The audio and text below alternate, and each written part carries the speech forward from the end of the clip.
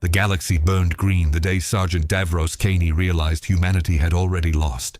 He didn't know it then, standing in the command bunker of Firebase Meridian on the agri-world of Calliston Prime, watching the tactical display flicker and die. He didn't know it when the first reports came in about the green tide consuming the outer colonies. He didn't even know it when Lord General Havoc ordered the full evacuation of the Tertius sector, abandoning 200 billion souls to the Xenos filth. Davros knew it when he saw the sky. Not one rock, not a dozen, not even the hundreds that had heralded the Third War for Armageddon. Thousands. The heavens themselves had become an asteroid field of weaponized moons, attack planets, and space hulks so massive they blotted out Calliston's sun. Each one blazed with crude but devastating firepower, their gravity weapons already tearing the planet's crust into mountains of debris. Through his magnoculars, Davros could see symbols painted across every hull in dripping white paint, not the chaotic scrawls of 100 warring clans. One symbol, repeated, universal, a crowned skull with tusks like blades surrounded by 6 jagged glyphs. Every orc in the galaxy fought under a single banner now, and that terrified Davros more than the billions of greenskins descending toward his position. He was born on Cadia, that fortress world which had stood against the Eye of Terror for 10,000 years. He'd survived the 13th Black Crusade as a boy, watched his parents incinerated by demon fire, and crawled through trenches filled with the dead while Abaddon's hordes hammered the pylons. The Imperial Guard had rebuilt him, turned his trauma into discipline, his rage into skill. He'd fought Chaos cultists on Vrax, Tyrannid swarms on Tarsus Ultra, and TOW battlesuits in the Damocles Gulf. Nothing had prepared him for this. Davros Kane was a 38-year-old Imperial Guard sergeant with the Cadian 417th Mechanized Infantry. Lean from decades of war rations, his face bore the ritual scars of Cadia's martial culture. 3 vertical lines down his left cheek, marking 3 campaigns survived. His eyes were the gray of gun smoke, perpetually narrowed from years of sighting through rifle scopes. His black fatigues were stained with promethium burns and Xenos ichor, and the Aquila tattooed on his right shoulder had faded from exposure to a dozen different suns. The bunker reeked of sweat, ozone, and fear. 20 soldiers manned their stations, eyes locked on screens showing nothing but static or green. Above them, the rockcrete ceiling groaned under bombardment. Dust rained down with each impact, coating everything in gray powder that tasted like ash. Firebase Meridian had been built to withstand orbital strikes. Its walls were 15 meters of reinforced plasteel and ceramite. Its void shields could deflect lance strikes, and its arsenal included macro cannons capable of cracking open orc rocks in a single salvo. The base had lasted 4 hours. "Sir!" Corporal Ven's voice cracked with panic. The young man from Talon still had the Desert Fighter's lean build, but his hands shook as they worked the failing Auspex controls. Detecting seismic activity across all quadrants. They're not just landing, they're burrowing. Of course they were.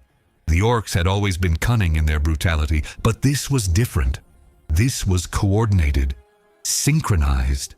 The kind of strategy that required something no Ork horde in recorded history had possessed for more than a few solar weeks. Unity. Lord General Havoc appeared on the damaged hololith projector, his aged face rendered in flickering green light. The man who'd broken the Severin Dominate looked 20 years older than the last time Davros had seen him, which had been less than a month ago. White hair hung limp around a face mapped with exhaustion. His ceremonial breastplate bore fresh dents, and there was dried blood on his collar. "All Firebase commanders," Havoc began, his voice devoid of its usual authority. "New orders from Segmentum Command. We are to initiate Protocol Exterminatus Gradus 3. Silence filled the bunker. Even the constant rumble of distant explosions seemed to pause. Protocol Exterminatus Gradus 3 meant scorched earth. It meant that the Imperium was abandoning not just Firebase Meridian, not just Calliston Prime, but the entire sector. Every military asset would be pulled back to the next fortified line. Every civilian population would be left to die. Every resource would be destroyed rather than allow it to fall into greenskin hands. It was a protocol Davros had only heard mentioned in worst-case strategic briefings. Scenarios involving Tyranid hive fleets or chaos invasions led by demon primarchs. Never Orks. General, Davros found himself speaking before he could stop himself. That's 200 billion souls in this sector alone. We can't just... We can, and we will, Sergeant Caney. Havoc's eyes locked onto his through the hologram, and in them Davros saw something worse than fear. Acceptance. 3 days ago, the Forge world of Graia fell. Not to a Wa, to a single Ork fleet. They didn't loot it. They didn't burn it. They occupied it. They're using the manufactorums, building weapons, ships, war machines we don't have designations for. The hologram flickered, revealing images that Davros's brain struggled to process. Ork ships that looked less like scrap heaps held together by faith and ignorance, and more like proper warships with actual design philosophy. Ork walkers that bore tactical designations. Ork knobs wearing armor that would make a Terminator envious. This isn't a Wah, Havoc continued. This is an empire, and it's commanded by something we're calling the Overlord. Intelligence suggests it's either a single warboss of unprecedented power or, Emperor preserve us, multiple Prime Ork class commanders working in perfect coordination. Davros felt his stomach drop. He'd read the classified reports about the beast. Every Cadian officer had as part of their advanced tactical training. The War of the Beast in the 32nd millennium, when Orks had united under Prime Ork warbosses and nearly conquered the galaxy. It had taken the return of Primarch Vulcan and the reformation of the Imperial Fist's Legion to stop them. And it had still nearly destroyed the Imperium. We're evacuating to the Cadian Gate fortifications, Havoc said. Every ship, every soldier, every weapon. If we can't hold there... He didn't finish the sentence. He didn't need to. If the Cadian Gate fell, there was nothing between the Greenskin Empire and Terra but time. The transmission cut out as another massive impact shook the bunker. This time the lights didn't come back on. Emergency lumens flickered to life, bathing everything in sickly red. "Void shields down," someone screamed. "Hull breach in sectors 4 through 9. Through the reinforced viewports, Davros could see them now. Not in ones or twos, but in a tide that stretched to the horizon and beyond. Ork boys in what should have been ramshackle armor, but looked almost uniform. Same colors, same symbols, moving in formations that resembled actual tactical doctrine. Behind them came the war machines. Not the usual chaotic mishmash of looted Imperial tech welded to scrap, but purpose-built engines of war. Gargants that moved with mechanical precision. Battle wagons that advanced in coordinated waves. Even their stompas seemed to move with something resembling strategic intent. And then, Davros saw the Warboss. He towered over even the mega-armored knobs surrounding him, a mountain of green muscle and scarred flesh encased in armor that gleamed with an almost mirror finish. Not the usual rust and grime, but actual maintained war gear. The power claw on his right arm crackled with energy fields that made the air shimmer. His left hand wielded a massive shooter that looked like it had been torn from a Predator tank and somehow made functional. But it was the Warboss's face that froze Davros's blood. Intelligence. Not cunning. Not low animal instinct. Actual tactical intelligence burned in those red eyes. The creature was assessing the firebase, calculating firing angles, noting weak points in the defensive perimeter. Planning. "Fall back," Davros roared, grabbing Corporal Venn by the shoulder and hauling him away from his station. "Everyone to the evacuation transports now." They ran through corridors that groaned and buckled under bombardment. Behind them, the sound of rending metal announced the Orks' breach into the lower levels. Not chaotic and wild, but methodical. Room clearing, suppressing fire, flanking maneuvers. Davros had fought Orks for 15 years. He'd never seen them do this. The evacuation bay was chaos incarnate. 2 Valkyries sat on their landing pads, engines screaming, while hundreds of soldiers fought to get aboard. Commissar Folk stood at the ramp of one, bolt pistol raised, maintaining order through threat of summary execution. "Sergeant Caney," Folk shouted over the din, "get your men aboard." Davros pushed Venn and the others toward the transport, doing a quick count. 18 of his original 20-man squad. Not great odds, but better than most. Then the ceiling exploded. Not collapsed. Exploded. With precision demolition charges that brought down specific support structures to create a controlled breach.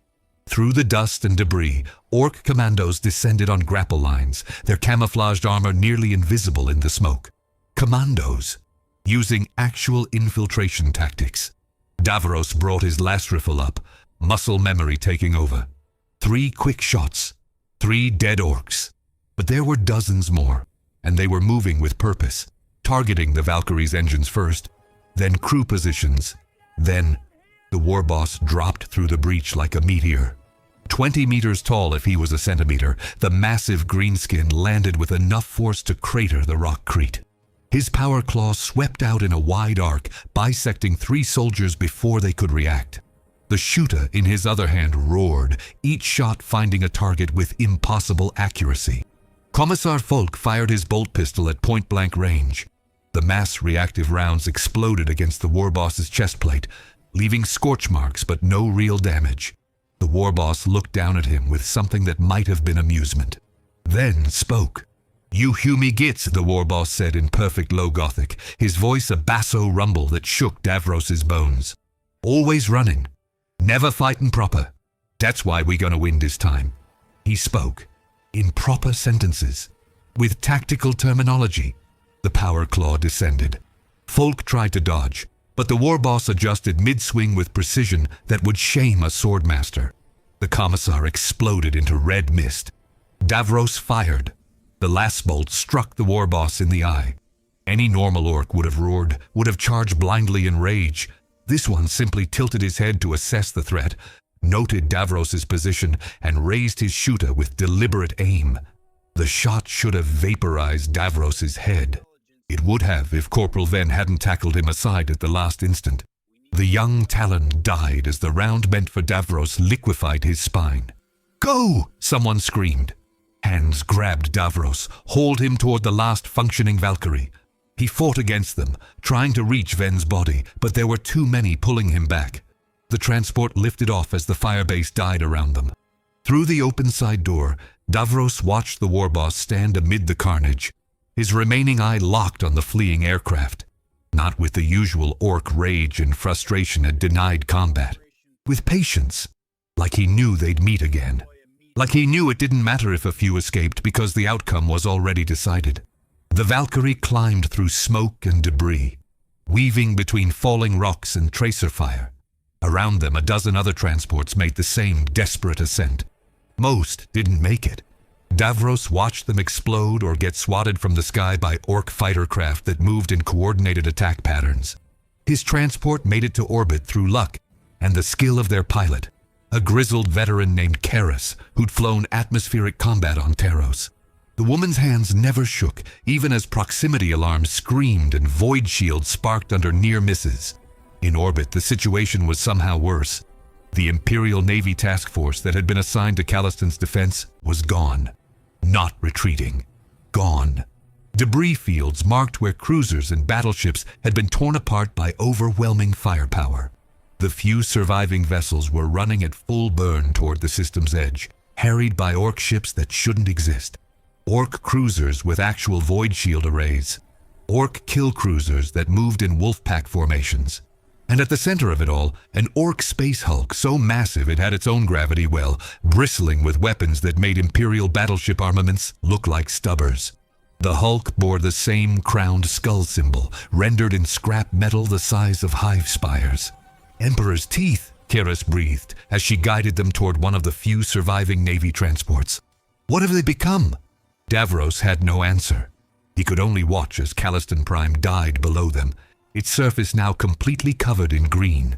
Millions of tons of Ork machinery descended on the agri-world, not to loot and destroy as was their nature, but to occupy, to convert, to add to their growing empire. The Navy transport, a battered troop carrier named the Righteous Redemption, took them aboard along with 8 other Valkyries. Barely 200 survivors from a firebase that had held 5,000 souls. As the ship's warp drive spooled up for emergency translation, Davros found himself in a corridor filled with shell-shocked soldiers. Men and women who'd fought chaos, tyrannids, and every other horror the galaxy could produce, all wearing the same expression of barely contained terror. A young soldier, couldn't have been more than 19, was rocking back and forth, mumbling the litany of protection over and over. An older veteran, his chest covered in campaign medals, simply stared at nothing, tears cutting tracks through the grime on his face. A tech priest whose mechadendrites had been torn away was attempting to perform maintenance on himself with shaking hands, his binary cant stuttered and broken. Davros slumped against a bulkhead, finally allowing himself to feel the weight of what had happened. Ven's death. The firebase's fall. The look in that warboss's eye. Intelligence. A hand touched his shoulder. He looked up to find Colonel Varys, commander of the 417th, standing over him. The old Cadian looked like he'd aged a century in the past week. His ceremonial power sword was notched and scorched, his uniform torn and stained. "You saw it too, didn't you?" Varys asked quietly. "In their eyes, in how they moved." Davros nodded, not trusting his voice. "I've been receiving reports from across the sector," Varys continued, his voice barely above a whisper. "From Cadia, from Armageddon, from the Damocles Gulf and beyond. It's everywhere, Caney. Every orc is moving with purpose now. Different clans, different sectors, all coordinating, all following the same strategic doctrine, all bearing that same symbol." He pulled out a data slate, its screen cracked but functional. On it was an intelligence brief marked with the highest level of classification Davros had ever seen, Vermilion Omega, for the Lord Commander Militant's eyes only. But desperate times made for desperate measures. The brief detailed what naval intelligence had pieced together over the past 3 solar weeks. Orc expansion patterns that suggested a single controlling intellect.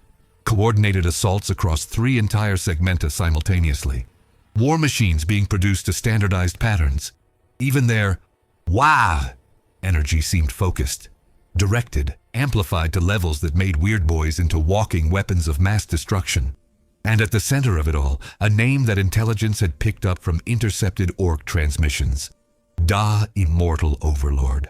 The brief speculated that it might be a prime Orc, like the beast, or perhaps multiple prime Orcs working in unprecedented coordination. Or something worse. An Orc who'd somehow achieved a level of intelligence and strategic acumen that approached or exceeded human capability while retaining all the physical might and regenerative abilities of their savage race. "Segmentum Command has issued Threat Assessment Level Ultima," Varys said. "Galaxy-wide crisis. Even the Tyrannid hive fleets are being downgraded in priority. The Lord Commander Militant is pulling every available military asset back to fortified positions. We're ceding entire sectors. Billions of Imperial citizens left to die." Davros looked at the data slate again, focusing on one particular section. Projected expansion rates. Estimated time until the Orc Empire reached critical mass. 3 Terran years. 3 years until they had the industrial capacity, the numbers, and the strategic position to launch an assault that would make the beast's invasion look like a border skirmish. 3 years until they could march on Terra itself. "What do we do, sir?" Davros heard himself ask. Varys was quiet for a long moment. "Then, we fall back to Cadia. We rebuild. We prepare. And we pray that the God Emperor has a plan. Because I'll be damned if I can see how we stop this." The righteous redemption shuddered as it translated into the warp. Through the viewports, real space twisted into the psychedelic nightmare of the Imperium. Normally, Davros found warp travel unsettling. The wrongness of it. The way reality bent and screamed around the Gellar field. Now, it felt almost safe compared to what waited in real space. He made his way to the observation deck, needing to see the stars one last time before they were swallowed by the warp's madness. A handful of other soldiers had the same idea, all of them staring out at the galaxy beyond. Lieutenant Harkin, who'd lost his entire company on Calliston, stood with his forehead pressed against the armor-glass. "My grandfather fought at Armageddon," he said to no one in particular. "Third War. He told me stories about Gazgakul Thraka. Said the Greenskin nearly broke the entire system, and he was just one war boss with one wah." "What happened?" a young trooper asked. "Yarrick killed him," Harkin replied. Then paused. "No, that's wrong. Yarrick wounded him. Thraka escaped, is probably still out there, gathering strength. He laughed, a sound devoid of humor. We were terrified of one warboss. One brilliant, tactical, dangerous warboss. Now there's something out there that makes Thraka look like a Gretchen. Something that's united them all. Davros watched the stars blur and fade. Somewhere out there, across the vast darkness of space, the Ork Empire was growing, consuming, converting every world it touched into a war machine pointed at humanity's heart. And for the first time in his 38 years, including the darkest days of Kadia's fall, Davros wondered if the Imperium could survive. The ship's vox crackled to life with the captain's voice. "All hands, this is Captain Theron. We've received updated orders. We are to make for the Cadian Gate with all possible speed. Lord General Havoc is assembling a defense force. May the Emperor protect us all." Around Davros, soldiers began murmuring prayers. Some to the Emperor, some to their chapter or regiment's patron saints, some to the spirits of fallen comrades. Davros found he had no prayers left, only questions. How had this happened? How had the Orks, the brutal, savage, infighting Orks, achieved what they'd failed to do for 10,000 years? What kind of force could unify a race that lived for war and chaos? What kind of intelligence could forge order from such fundamental anarchy? The answer came to him as he stared into the warp's roiling madness. It didn't matter how.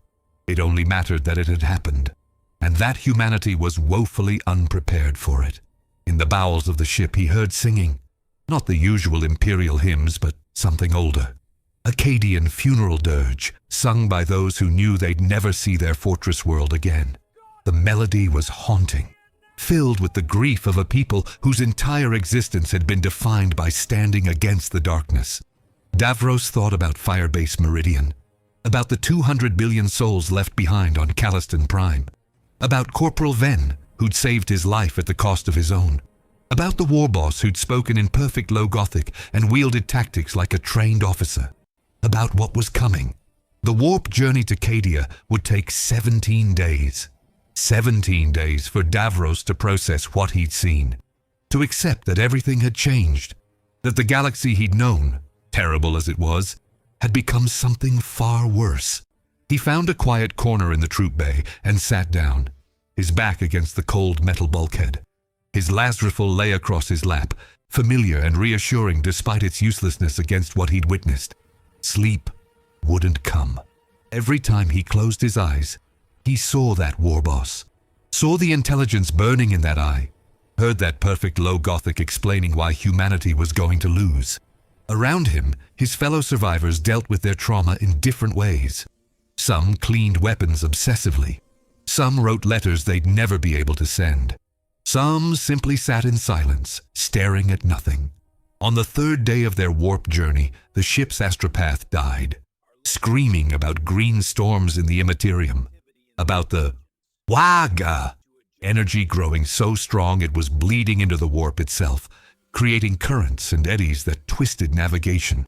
The navigator had to plot new routes constantly, adding days to their journey. The Wa was so powerful it was changing reality. On the 7th day, they received a fragmentary Vox transmission from the neighboring system. 3 words, barely audible through the static. The Overlord comes. Then silence. On the 10th day, Davros was summoned to Colonel Varys's quarters. The old Cadian sat behind a desk covered in tactical data slates and half-empty cups of recaf. He looked like he hadn't slept since Calliston. "Sergeant Caney," Varys said without preamble, "I'm recommending you for officer training. We're going to need every experienced soldier we can get in command positions.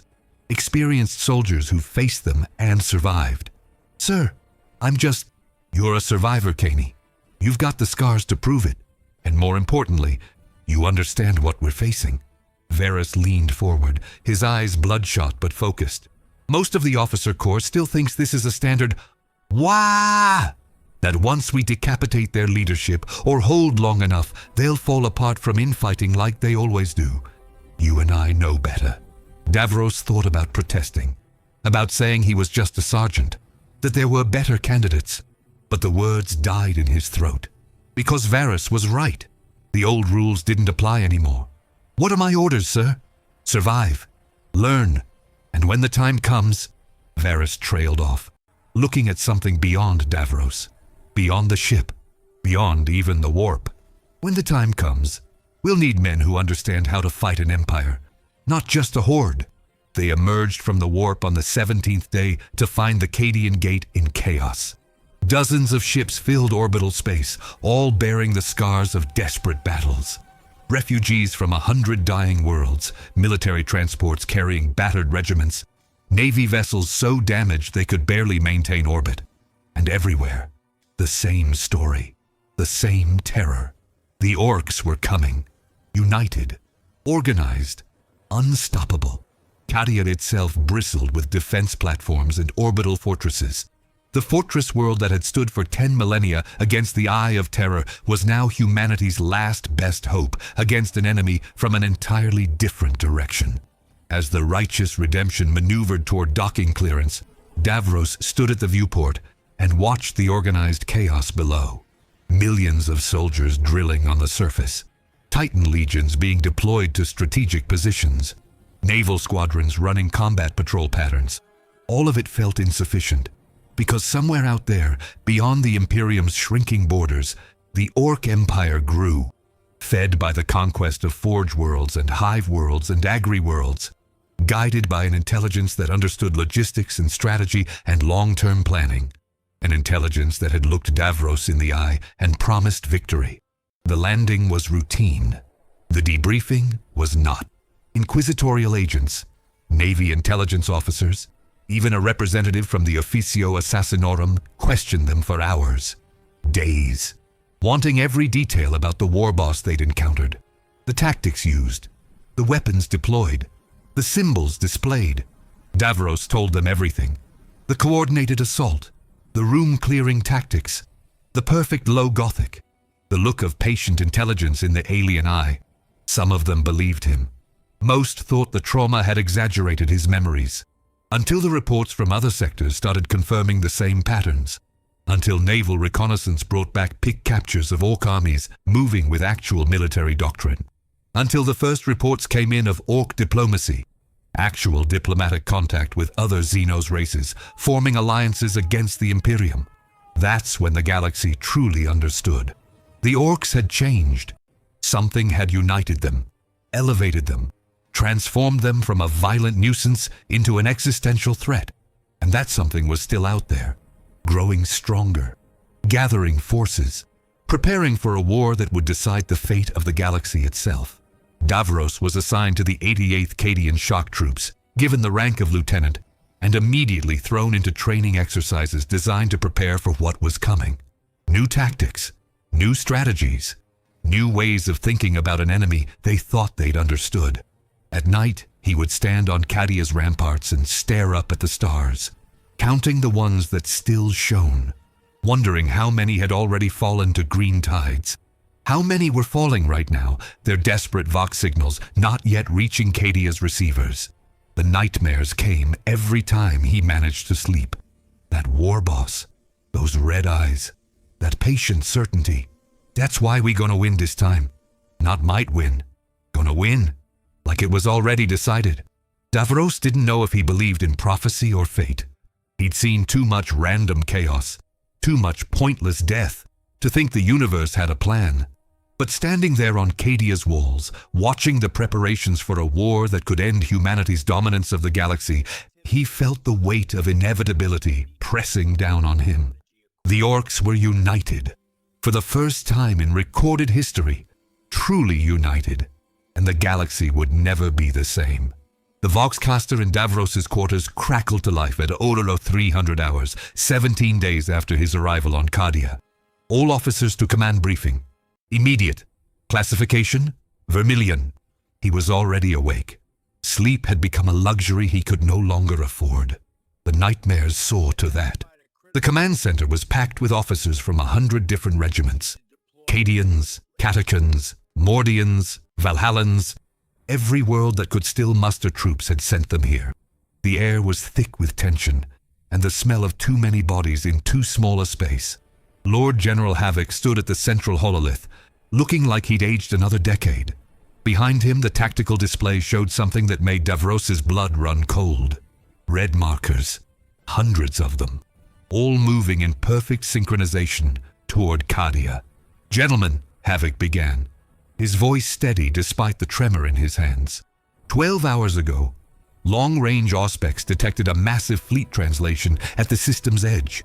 Initial count placed it at over 3,000 capital ships. Murmurs rippled through the assembled officers. 3,000 was larger than some Crusade fleets. "Updated scans have revised that number," Havoc continued. "We are now detecting 15,000 Ork vessels, and they're still arriving." The room went silent. Fleet Command estimates they'll reach Cadian orbital space in 72 hours. Lord Castellan Creed has issued full mobilization orders.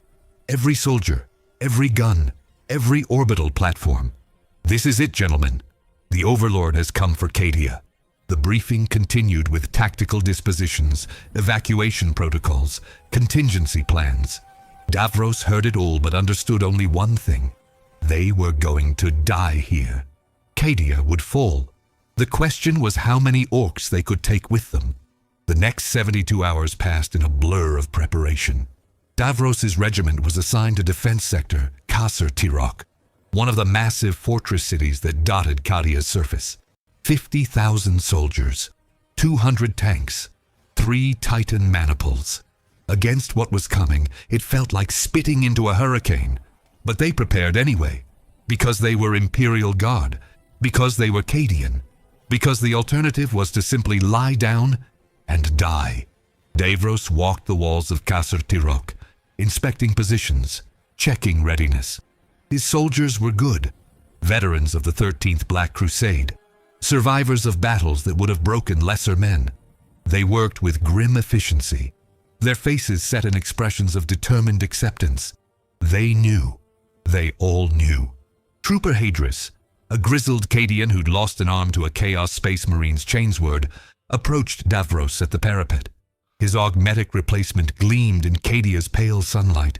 "Sir," Hadris said quietly, "permission to speak freely?" "Granted. We're not walking away from this one, are we?" Davros looked out at the preparations, at the millions of souls readying themselves for death, at the planet that had stood for 10,000 years and would likely fall in the next week. "No," he said. "We're not." Hadris nodded slowly. "Good. Wouldn't want you to lie to us, sir. We appreciate the honesty." He paused. "For what it's worth, I'm glad I'm here. Glad I get to die defending humanity's greatest fortress. Better than dying in some nameless trench on a world nobody remembers." The trooper saluted and returned to his position, leaving Davros alone with his thoughts. How many millions shared Hadris's sentiment? How many had made peace with their deaths? How many still clung to hope that somehow, impossibly, they might survive? The Ork fleet arrived ahead of schedule. They translated into real space not at the system's edge, but directly into orbit, using some kind of advanced teleportation technology that Navy intelligence had insisted was beyond Ork capabilities. They'd been wrong. The sky turned green. Thousands of ships, each one bearing that crowned skull symbol, filled orbital space so densely they blocked out the stars. And at the center of the fleet, a space hulk so massive it had its own atmospheric envelope. A mobile fortress that dwarfed even Cadia's largest orbital platforms. From that hulk, a single transmission broadcast on all Imperial frequencies. "Humi World Fortress," the voice was deep, measured, and spoke perfect High Gothic. "You fought well. You fought long. But the time for fighting is over. Surrender, and we let your weaklings live as slaves. Resist, and we grind every last one of you into the dirt." Silence followed. Then Lord Castellan Creed's response, broadcast from Cadia's planetary command. "Cadia stands." 2 words. A death sentence and a prayer rolled into one. The bombardment began 30 seconds later. Davros had witnessed orbital bombardment before.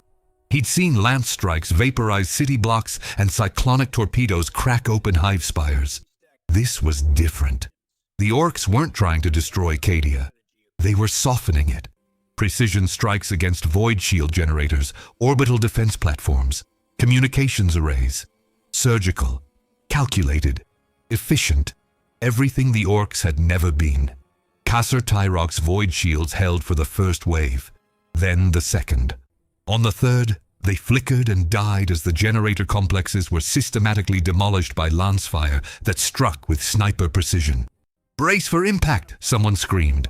The world exploded. Davros woke to pain and darkness.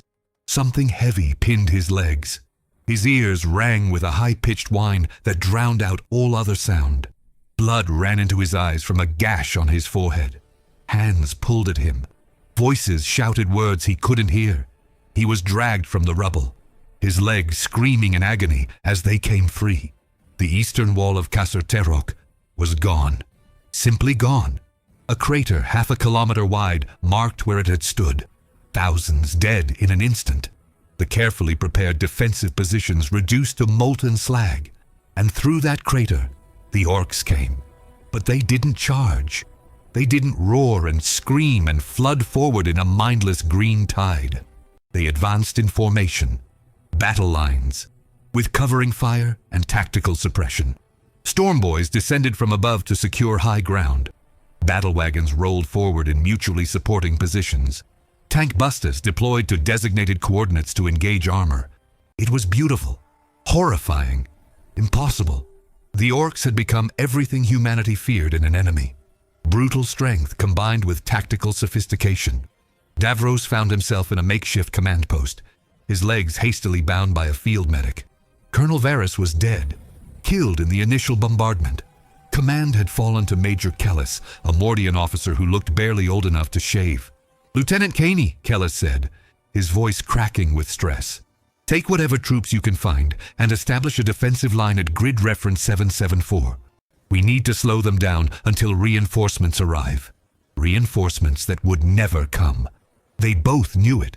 But orders were orders. Davros gathered 37 soldiers from the rubble. A mixture of Cadians, Catachans, and Mordians. Armed with laser guns, a single missile launcher, and desperation. They fell back to grid reference 774. A ruined administratum building that offered decent sightlines and cover.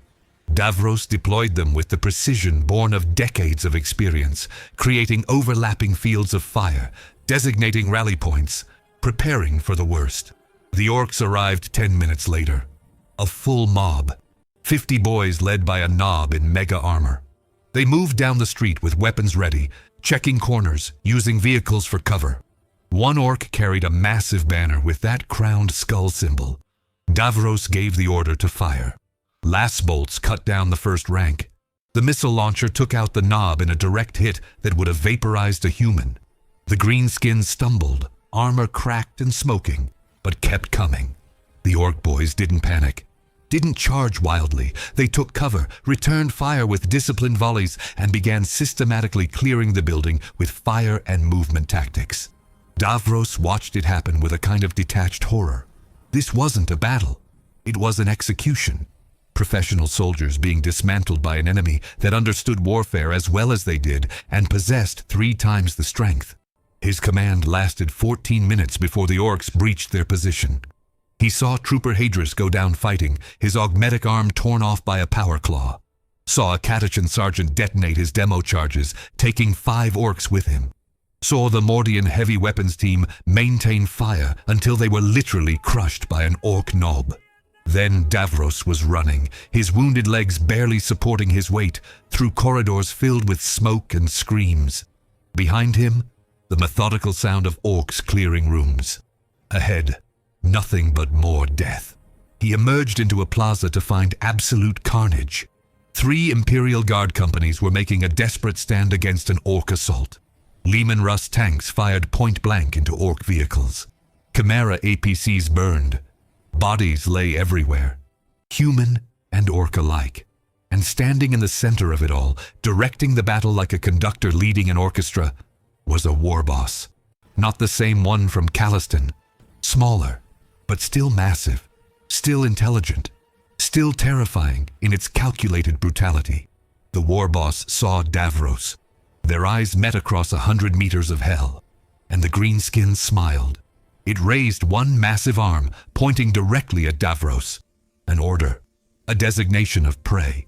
Davros raised his las rifle with shaking hands, fired his last power cell at that green face. The shot went wide. Then the world disappeared in a roar of displaced air and the thunder of a teleportation field. Davros materialized in darkness. Concrete walls, the smell of promethium and ozone, emergency klaxons wailing, hands grabbed him. A medici, interrogators, demanding to know where he'd come from, what he'd seen. Tyrok, he managed to say through blood-filled lungs. Kasser Tyrok. It's fallen. He must have passed out then, because the next thing he knew, he was in a medical bay, his legs immobilized, his body wrapped in bandages. A tech priest stood nearby, adjusting equipment with mechadendrites. Where am I? Primary command bunker, a voice answered. Lord General Havoc stepped into view, his face haggard. You were pulled out by teleportarium during the evacuation. One of the last. Kasser Tyrok is gone. Kasser Galan fell 2 hours ago. Kasser Holn is under siege. Davros tried to sit up, but his body refused to cooperate. How long was I out? 6 hours. The battle for Cadia has been raging for 14 hours total.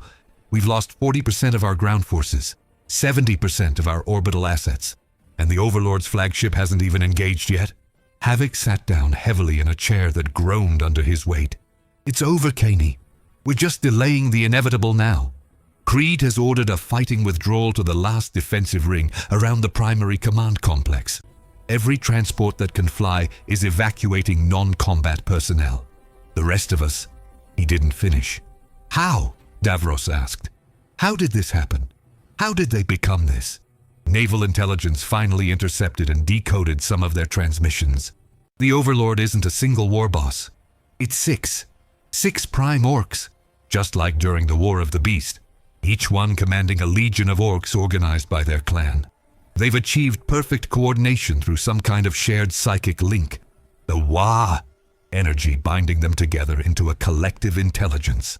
6 beasts, working in perfect harmony. The Imperium had barely survived 1 beast in M32. It had required a Primarch's sacrifice and the full might of the reformed Imperial Fist's Legion. Now there were 6, and the Imperium was a hollow shadow of its former glory.